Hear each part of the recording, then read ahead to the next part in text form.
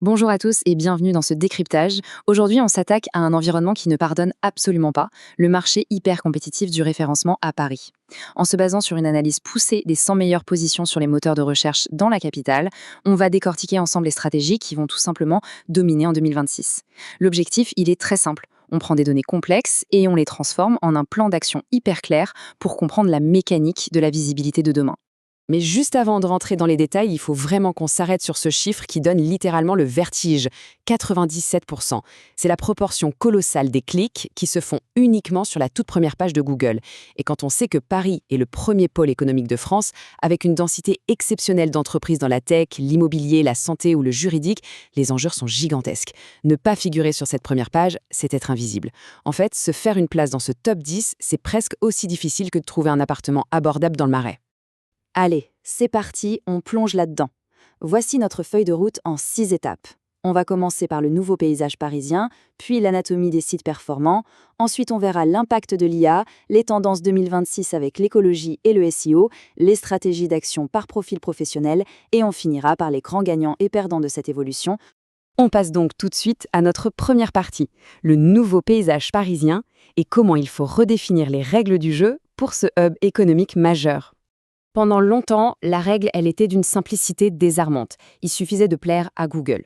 Sauf que voilà, les données prouvent que le paysage a fondamentalement muté. Le manuel traditionnel, il est carrément obsolète pour 2026. L'ascension foudroyante de l'intelligence artificielle générative a absolument tout changé. Des plateformes comme ChatGPT, Perplexity ou Gemini sont en train de réécrire le code de la visibilité en ligne. On est sur un tout nouveau paradigme. Pour s'imposer, ça demande une maîtrise totale de ces nouvelles règles, sous peine de s'évaporer complètement des radars. Ce qui nous amène à notre deuxième partie, l'anatomie des sites performants. Faisons face à la réalité et regardons les métriques du top 100. Ce qui est vraiment frappant sur ce tableau, c'est l'ampleur des prérequis techniques dans les secteurs les plus tendus. Prenons l'immobilier, le juridique et la santé. Pour espérer se positionner, l'autorité de domaine exigée est vertigineuse. On parle d'une moyenne de 55 pour l'immobilier et 52 pour le juridique. Et côté popularité, c'est tout aussi extrême, avec des profils qui nécessitent souvent plus de 300 à 400 backlinks de très haute qualité. C'est un niveau de difficulté littéralement titanesque. Du coup, quand on fait la synthèse de l'anatomie d'un vrai leader du référencement parisien, l'image est super claire. On ne parle pas du tout de petits sites récents ou légers. Les domaines qui dominent sont très matures. Ils ont entre 8 et 15 ans d'existence. Ils affichent une autorité consolidée et un netlinking massif. Et pour ce qui est du contenu, ce sont des pages d'une profondeur inouïe, allant de 2200 à 3500 mots.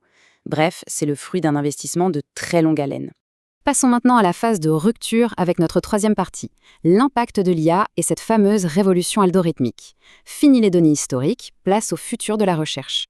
C'est vraiment ici qu'il faut absolument maîtriser le concept de GEO, c'est-à-dire l'optimisation pour les moteurs génératifs. Concrètement, ça veut dire quoi? C'est la structuration sémantique avancée des données, l'utilisation massive de balises schémas complexes et la démonstration d'une expertise tellement forte que les modèles d'IA n'ont pas d'autre choix que de citer la source en référence. Et le point capital, c'est que les sites qui font ça sont cités 2 à 3 fois plus souvent par les chatbots. Un vrai game changer. Et regardez cette statistique, c'est une véritable fenêtre de tir. L'optimisation de l'expérience, le fameux SXO, frôle les 95% d'adoption. Les balises locales sont à 90%. Ces choses-là sont devenues la norme absolue. Par contre, l'optimisation pour l'IA, on atteint à peine 45% d'adoption. Ça veut dire que plus de la moitié de l'élite numérique parisienne est encore totalement vulnérable face à ces technologies. C'est une opportunité stratégique monumentale pour prendre l'avantage. On enchaîne avec notre quatrième partie, les tendances 2026. Au-delà de l'IA, l'écologie et le SEO dessinent l'avenir de l'optimisation. Alors là, l'étude met en lumière un fait hyper surprenant. 30% des sites ultra performants exploitent déjà l'éco-performance, qu'on appelle aussi le Green SEO. En pratique, ce sont des pages allégées, des temps de chargement ultra rapides et un hébergement vert. Au cœur du marché parisien, cette sobriété numérique, ce n'est plus juste une bonne action pour la planète, c'est devenu un puissant signal de crédibilité valorisé par les algorithmes pour se démarquer. Et dans la même dynamique, le SXO fusionne avec le conversationnel. Le jargon d'entreprise super froid, c'est terminé. 70% des meilleurs sites adoptent un ton profondément humain, accessible, qui est parfaitement adapté à la recherche vocale. Et ce contenu qui mise sur le dialogue, eh bien, il génère entre 20 et 30% d'engagement supplémentaire par rapport au discours institutionnel classique. L'empathie numérique devient une vraie performance mesurable. 5e partie, on rentre dans le concret avec notre playbook d'action et des stratégies taillées par profil professionnel. Le point crucial ici, surtout si on est un consultant indépendant par exemple, c'est qu'attaquer les géants de front sur les mots-clés majeurs, c'est un suicide numérique. Il faut une tactique chirurgicale. D'abord, cibler des niches moins compétitives. Ensuite, on construit patiemment son autorité avec 5 à 10 liens éthiques par mois. Troisièmement, on suroptimise pour l'IA générative. Quatrièmement, on se développe sur une expertise pointue comme le Green SEO. Et enfin, on verrouille une présence locale incontestable. Sauf que la réalité du terrain impose de garder les pieds sur terre. Il faut de la patience. Ce calendrier illustre très bien le cycle. On prévoit environ 6 mois de travail éthique sur les liens et le contenu pour commencer à asseoir une autorité. Il faut 9 mois pour constater une vraie croissance de niche et souvent 12 mois complets pour espérer percer dans le top 10. La régularité, c'est la clé. Du côté des agences établies, l'approche est diamétralement opposée. Avec cette compétition dingue, se reposer uniquement sur une forte autorité historique, ça ne marche plus. Le pivot vers une spécialisation par secteur est obligatoire. Il faut produire de la recherche originale, des études de cas qui dépassent les 3000 mots et avoir une présence omnicanale agressive sur LinkedIn ou avec des webinaires. Cette transparence totale, c'est l'argument massu pour conserver sa place dans le top 5. Pour une entreprise locale parisienne, la méthode de survie implique de la rigueur et de l'anticipation. Le point de départ, c'est un audit extrêmement profond. Ensuite, on déploie du contenu expert de plus de 2000 mots par page. Le netlinking doit être très localisé via des partenaires parisiens de confiance.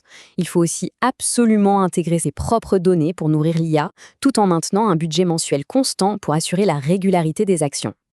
Et là où ça devient passionnant, c'est que cet investissement a un vrai sens financier. L'étude nous révèle que pour les entreprises qui mettent sur la table un budget sérieux, disons entre 1 500 et 8 000 € par mois, eh bien le retour sur investissement moyen oscille entre 3 et 5 fois la mise initiale, et ça dès la première année. Ça motive, n'est-ce pas? Ce qui nous amène à notre 6e et toute dernière partie, les gagnants et les perdants. Faisons le bilan pour voir qui survivra à cette évolution. Et ça illustre parfaitement la rupture. Le contraste est net. D'un côté, on a les gagnants, ceux qui s'adaptent, intègrent la structuration sémantique de l'IA, bâtissent une autorité éthique, partagent des données originales et montrent une vraie expertise sur les critères de confiance. Et de l'autre, les perdants, ceux qui s'agrippent aux tactiques à l'ancienne, accumulent des liens toxiques, publient du contenu générique sans valeur ajoutée et ignorent totalement l'expérience utilisateur. La mutation provoquée par les moteurs conversationnels, ce n'est pas juste une petite mise à jour algorithmique, c'est l'aube d'une toute nouvelle ère pour la visibilité numérique. Ce qui laisse une question fondamentale en suspens à la fin de notre parcours, les stratégies actuelles seront-elles capables de survivre à l'intelligence artificielle d'ici 2026 ? Merci beaucoup d'avoir suivi ce décryptage avec attention et à très bientôt pour une nouvelle analyse.